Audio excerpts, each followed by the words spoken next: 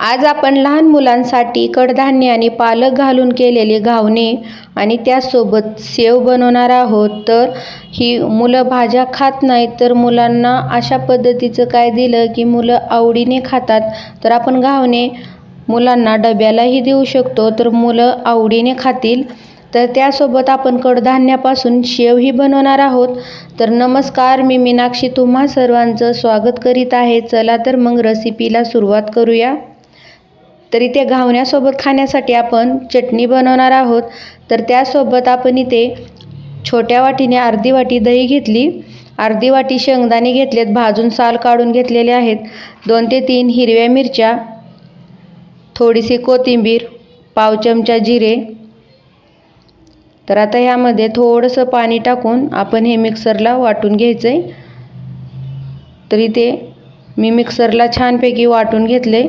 तर आता हे मिश्रण आपण एका भांड्यामध्ये काढून घ्यायचं आहे. तर मिक्सरच्या भांड्यामध्ये थोडंसं पाणी टाकून मिक्सरचं विसळलेलं पाणी आपण ह्या भांड्यामध्ये टाकून घ्यायचं. तर आता इथे आपण चवीपुरतं मीठ टाकून घेऊया आणि मिक्स करून घ्यायचं आहे. तर आता इथे आपण चटणीला तडका देण्यासाठी तेल गरम करण्यासाठी ठेवलं आहे. त्यामध्ये थोडीशी मोहरी, थोडीशी हिंग, 1 मिरची लाल आणि 5 ते 6 कढीपत्त्याचे पानं. तर आता हे तडका आपल्याला चटणीमध्ये टाकून घ्यायचं आहे.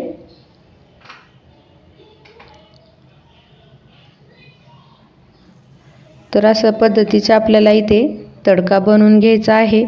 तर आता बघू शकता मस्त आपली इथे चटणी बनवून तयार आहे. तर आपण इडली, डोसा किंवा उत्तप्पा कशासोबत ही चटणी खाऊ शकतो.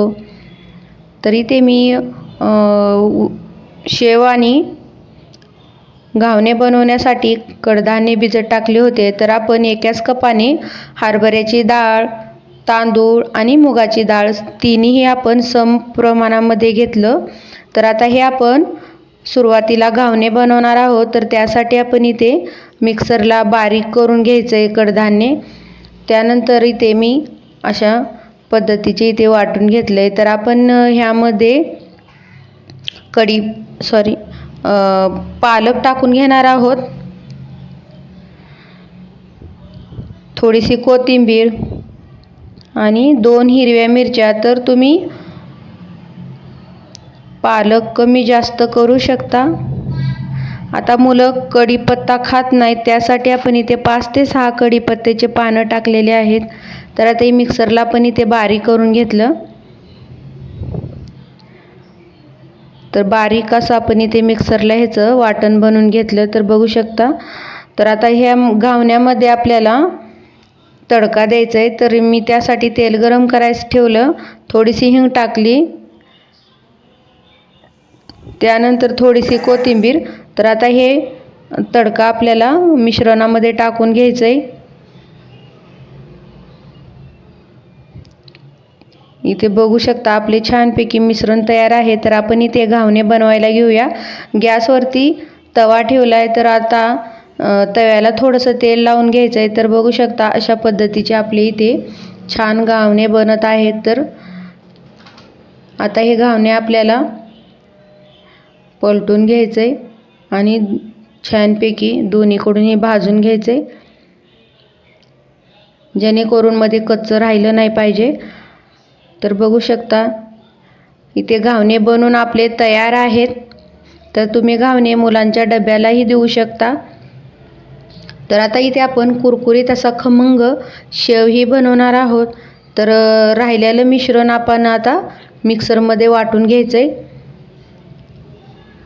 तर मिक्सरच्या भांड्यामध्ये आपण कडधान्य काढून घेतलं. त्यानंतर त्यामध्ये आपल्याला थोडीशी पालक घ्यायची,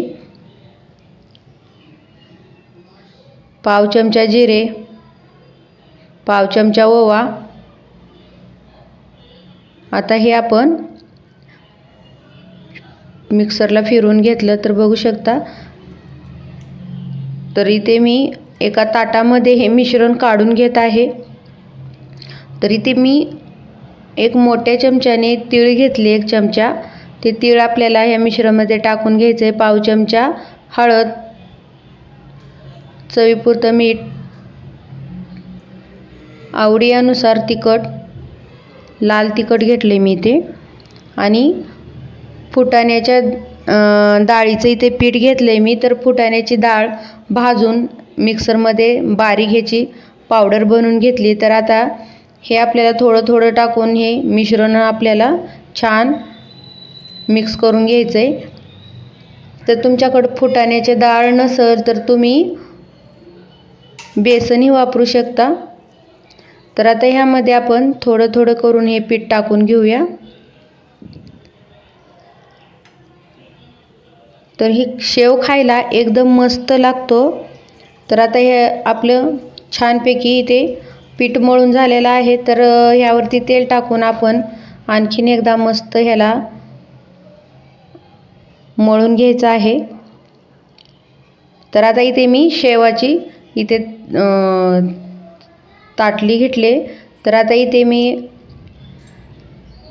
शेव पाडून घेणार आहे. तर बघू शकता अशा पद्धतीचे मी ते शेव पाडून घेतली.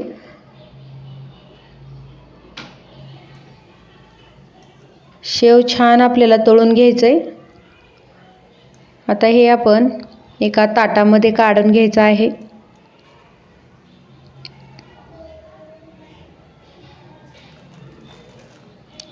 तर बघू शकता छान आपली शेव इथे कुरकुरीत बनवून तयार आहे. तर आपण ही शेव कडधान्य भिजत टाकून बनवलेली होती. तर ही शेव खायला एकदम खमंग आणि कुरकुरीत लागते.